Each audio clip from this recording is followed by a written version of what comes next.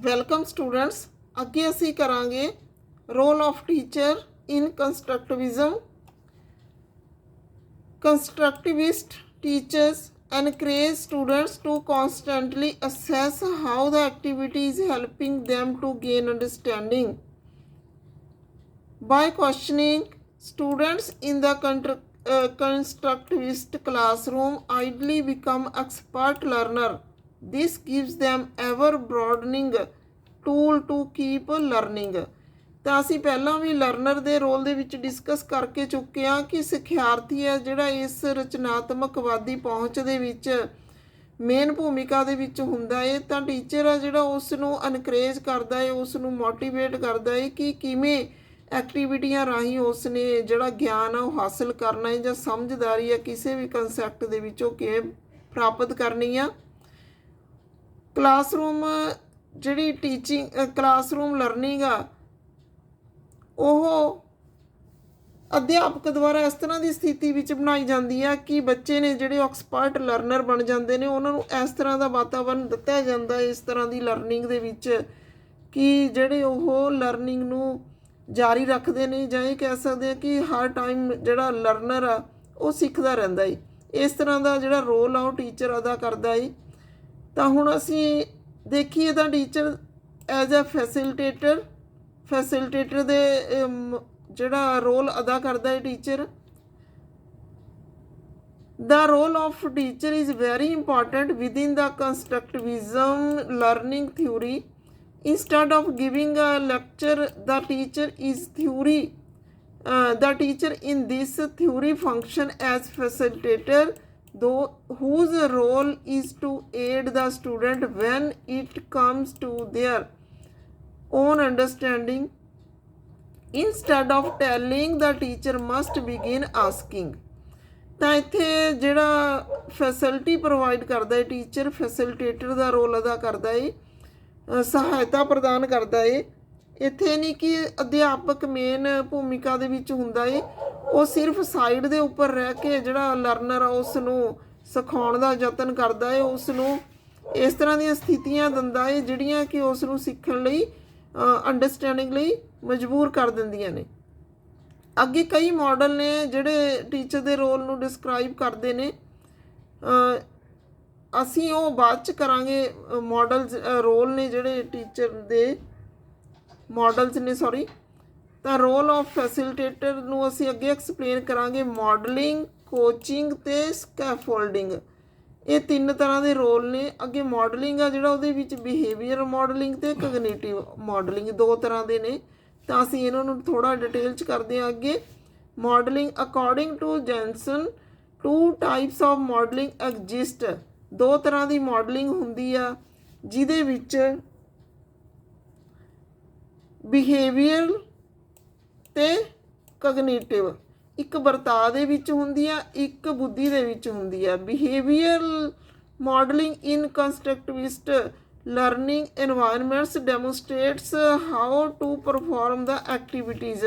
Behavioral constructivist learning ਆ ਜਿਹੜੀ ਉਹ ਦੱਸਦੀ ਹੈ ਸਾਨੂੰ ਕਿ ਐਕਟੀਵਿਟੀਜ਼ ਨੂੰ ਪਰਫੋਰਮ ਕਿਵੇਂ ਕਰਨਾ ਹੈ, ਜਿਹੜਾ ਐਕਟੀਵਿਟੀਜ਼ ਦਾ ਸਟਰਕਚਰ ਉਹ ਪਹਿਚਾਨਣਾ ਕਿਵੇਂ ਆ। ਕਗਨੀਟਿਵ ਮਾਡਲਿੰਗ ਆ ਜਿਹੜੀ inarticulate the reasoning that learners should use while engaged in the activities.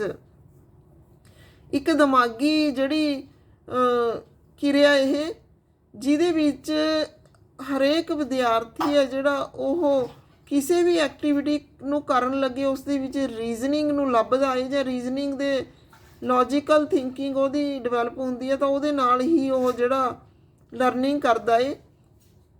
ਅੱਗੇ ਹੈਗਾ coaching. Jansen acknowledges that good coach motivates learner. ਜਿਹੜੀ ਕੋਚਿੰਗ ਵਾਲਾ ਭਾਗ ਆ ਉਹਦੇ ਵਿੱਚ ਅਸੀਂ ਕਹਿ ਸਕਦੇ ਹਾਂ ਕਿ ਜੌਨਸਨ ਨੇ ਮਾਡਲ ਦਿੱਤਾ ਹੈ ਜਿਹੜਾ ਉਹਦੇ ਵਿੱਚ ਉਸ ਨੇ ਕਿਹਾ ਹੈ ਕਿ ਜਿਹੜੀ ਗੁੱਡ ਕੋਚਿੰਗ ਆ ਉਹ ਮੋਟੀਵੇਟ ਕਰਦੀ ਆ ਲਰਨਰਸ ਨੂੰ। Analyse their performance, provide feedback and advice on performance. ਇਹਦੇ ਵਿੱਚ ਇੱਕ ਤਾਂ ਮੋਟੀਵੇਟਸ ਕਰਨਾ ਹੋ ਗਿਆ, ਐਨਾਲਾਈਜ਼ ਕਰਨਾ ਹੋ ਗਿਆ ਉਹਨਾਂ ਦੀ ਪਰਫੋਰਮੈਂਸ ਨੂੰ, ਉਹਨਾਂ ਨੂੰ ਫੀਡਬੈਕ ਪ੍ਰੋਵਾਈਡ ਕਰਨਾ, ਇਸ ਤੋਂ ਬਾਅਦ ਉਹਨਾਂ ਦੀ ਪਰਫਾਰਮੈਂਸ ਦੇਖਣ ਤੋਂ ਬਾਅਦ ਐਡਵਾਈਸ ਦੇਣਾ ਉਹਨਾਂ ਨੂੰ, ਇਹ ਹੋ ਗਿਆ ਕੋਚਿੰਗ।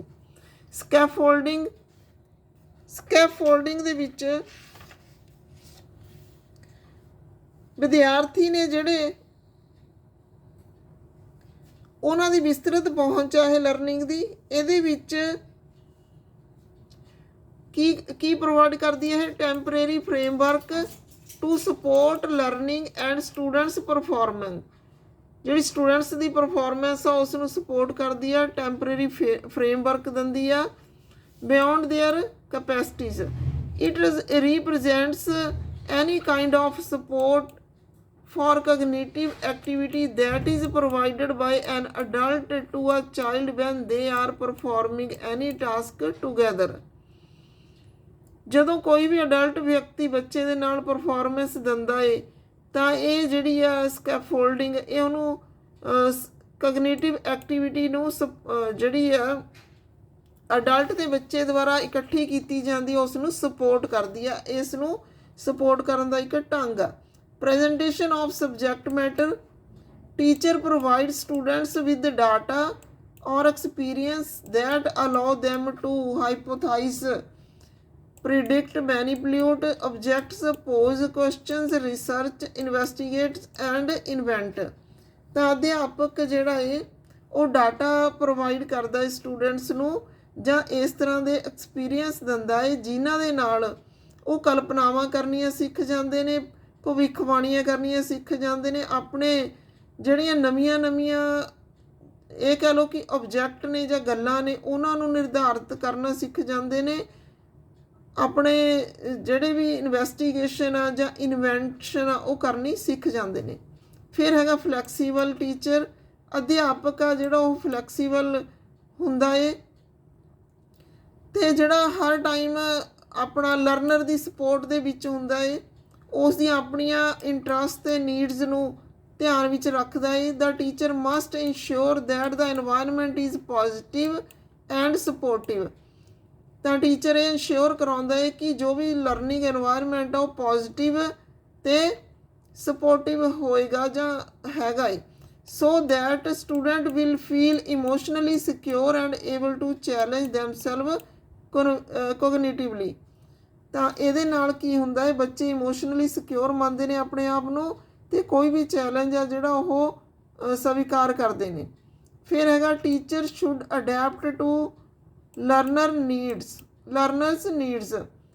ਅਧਿਆਪਕ ਆ ਜਿਹੜਾ ਉਹ ਲਰਨਰਸ ਦੀਆਂ ਨੀਡਸ ਜਾਂ ਸਿੱਖਿਆਰਥੀਆਂ ਦੀਆਂ ਲੋੜਾਂ ਨੂੰ ਅਡੈਪਟ ਕਰਦਾ ਏ, ਸਵੀਕਾਰ ਕਰਦਾ ਏ। The role of teacher is in constructivist approach is adapt to the learner's needs and give them the freedom of construct knowledge from themselves।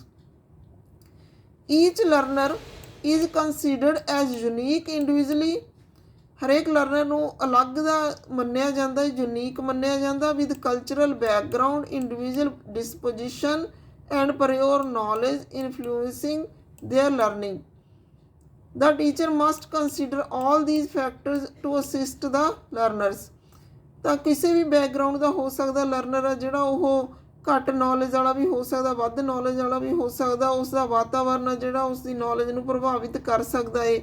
ਤਾਂ ਸਾਰਿਆਂ ਨੂੰ ਹੀ ਅਧਿਆਪਕ ਨੇ ਇਹ ਸਾਰੇ ਫੈਕਟਰਸ ਧਿਆਨ 'ਚ ਰੱਖਦੇ ਹੋਏ ਲਰਨਰ ਨੂੰ ਅਸਿਸਟ ਕਰਨਾ ਹੈ ਜਾਂ ਲਰਨਰ ਨੂੰ ਸਹਾਇਤਾ ਦੇਣੀ ਆ। ਅੱਗੇ ਹੈਗਾ use of appropriate methods. While adopting constructivist approach, learning experience and activities should be planned and developed as to facilitate the use of methods like discovery method, inquiry training, problem solving and project methods। ਤਾਂ ਇੱਥੇ ਅਸੀਂ ਕਹਿੰਦੇ ਹਾਂ ਕਿ ਰਚਨਾਤਮਕਵਾਦੀ ਸੋਚ ਨੂੰ ਅਪਣਾਉਂਦੇ ਹੋਏ ਅਧਿਆਪਕ ਆ ਜਿਹੜਾ ਉਹ ਲਰਨਿੰਗ ਐਕਸਪੀਰੀਅੰਸ ਅਤੇ ਐਕਟੀਵਿਟੀਜ਼ ਨੂੰ ਪਲਾਨ ਕਰੂਗਾ ਅਤੇ ਡਿਵੈਲਪ ਕਰੂਗਾ ਜਿਹੜੀਆਂ ਕਿ ਅਲੱਗ-ਅਲੱਗ ਤਰੀਕਿਆਂ ਦੇ ਮੈਥਡਸ ਨਾਲ ਕਰਵਾਈਆਂ ਜਾਣਗੀਆਂ। Discovery method, inquiry method, problem solving, ਸਮੱਸਿਆ ਨੂੰ ਹੱਲ ਕਰਨ ਦੀ ਵਿਧੀ ਜਾਂ ਪ੍ਰੋਜੈਕਟ ਮੈਥਡ ਆ ਜਿਹੜਾ ਉਹ ਇਸ ਦੇ ਵਿੱਚ ਇੰਪੋਰਟੈਂਟ ਨੇ। The teacher under this approach make adequate use of all these methods. ਤਾਂ ਇਹ ਸਾਰੇ ਤਰੀਕਿਆਂ ਦੇ ਵਿੱਚੋਂ ਕੋਈ ਵੀ ਸੂਟੇਬਲ ਜਿਹੜਾ ਤਰੀਕਾ ਹੋਊਗਾ ਅਧਿਆਪਕ ਅਪਣਾਊਗਾ। Fostering cooperation among children because so much peer interaction occurs in constructivist classroom relation among children comprise an important part of socio-moral atmosphere। ਕਿਉਂਕਿ ਇੱਥੇ ਲਰਨਰ ਜਿਹੜਾ ਮੁੱਖ ਭੂਮਿਕਾ ਦੇ ਵਿੱਚ ਹੁੰਦਾ ਉਹਦੇ ਅਕੋਰਡਿੰਗ ਹੈ ਜਿਹੜੀ ਉਹ ਆਪਣੇ ਆਪ ਲਰਨਿੰਗ ਕਰਦਾ ਹੈ ਜਾਂ ਨੌਲੇਜ ਲੈਂਦਾ ਹੈ, ਨੌਲੇਜ ਗ੍ਰਹਿਣ ਕਰਦਾ। ਤਾਂ ਇਹਦੇ ਵਿੱਚ ਪੀਅਰ ਗਰੁੱਪ ਦਾ ਬਹੁਤ ਪੀਅਰ ਗਰੁੱਪ ਨਾਲ ਇੰਟਰੈਕਸ਼ਨ ਆ ਜਿਹੜੀ ਉਹ ਕਾਫੀ ਜ਼ਿਆਦਾ ਹੱਦ ਤੱਕ ਹੁੰਦੀ ਹੈ, ਜਿਹਦੇ ਨਾਲ ਬੱਚਿਆਂ ਦੇ ਰਿਲੇਸ਼ਨ ਨੇ ਜਿਹੜੇ ਉਹ ਉਹਨਾਂ ਦੇ ਇਨਵਾਇਰਨਮੈਂਟ ਦਾ ਸੋਸ਼ਲ ਮੋਰਲ ਜਿਹੜਾ ਉਹਨਾਂ ਦਾ ਐਟਮੋਸਫੀਅਰ ਆ ਉਹਦੇ ਲਈ ਮਹੱਤਵਪੂਰਨ ਰੋਲ ਅਦਾ ਕਰਦੇ ਨੇ ਜਾਂ ਉਹਨਾਂ ਦਾ ਇੱਕ ਮਹੱਤਵਪੂਰਨ ਹਿੱਸਾ ਹੁੰਦੇ ਨੇ। The constructivist goal is for children to construct emotional balance and coping abilities. ਰਚਨਾਤਮਕਵਾਦੀ ਗੋਲ ਆ ਜਿਹੜਾ ਉਦੇਸ਼ ਆ ਬੱਚਿਆਂ ਲਈ ਉਹ ਇਸ ਤਰ੍ਹਾਂ ਦਾ ਹੁੰਦਾ ਕਿ ਉਹ ਆਪਣੇ ਇਮੋਸ਼ਨਲ ਬੈਲੈਂਸ ਦੇ ਵਿੱਚ ਰਹਿਣ, ਭਾਵਨਾਤਮਕ ਜਿਹੜਾ ਬੈਲੈਂਸ ਆ ਉਹ ਬਣਾ ਕੇ ਰੱਖਣ ਅਤੇ ਦੂਜਿਆਂ ਦੀ ਜਿਹੜੀ ਦੂਜਿਆਂ ਨਾਲ ਜਿਹੜਾ ਐਡਜਸਟਮੈਂਟ ਆ ਉਹ ਕਰਨ, ਇੰਟਰਪਰਸਨਲ ਅੰਡਰਸਟੈਂਡਿੰਗ ਆ ਜਿਹੜੀ ਉਹ ਕਰਨ ਅਤੇ ਸੋਸ਼ਲ ਅਤੇ ਮੋਰਲ ਵੈਲਿਊਜ਼ ਨੇ ਜਿਹੜੀਆਂ ਉਹਨਾਂ ਦੇ ਵਿੱਚ ਆਉਣ। All these goals are approached through the teacher's work with children in the interpersonal context of peer interactions। ਤਾਂ ਇੱਥੇ ਸਾਥੀ ਸਮੂਹ ਦਾ ਬਹੁਤ ਵੱਡਾ ਰੋਲ ਹੈ। ਜਿਹੜੇ ਸਾਥੀ ਸਮੂਹ ਦੇ ਨਾਲ ਜਿਹੜਾ ਆਪਸੀ ਸੰਬੰਧ ਨੇ ਉਹ ਵਧੀਆ ਬਣਾ ਕੇ ਰੱਖਣੇ ਵੀ ਅਧਿਆਪਕ ਦੇ ਹੱਥ 'ਚ ਹੁੰਦੇ ਨੇ ਕਿ ਬੱਚੇ ਨੇ ਜਿਹੜੇ ਆਪਸ ਦੇ ਵਿੱਚ ਵਧੀਆ ਸੰਬੰਧਾਂ ਦੇ ਵਿੱਚ ਰਹਿਣ। ਫਿਰ ਟੀਚਰ ਐਜ਼ ਇਵੈਲੂਏਟਰ ਜਿਹੜਾ ਰਚਨਾਤਮਕਵਾਦੀ ਟੀਚਰ ਆ ਉਹ ਇੱਕ ਇਵੈਲੂਏਟਰ ਦੇ ਰੂਪ ਵਿੱਚ ਕੰਮ ਕਰੂਗਾ। The teacher assess their students learning on an ongoing basis। In traditional classrooms, assessment would be paper test taken by the students after the content was taught and in which they received a grade।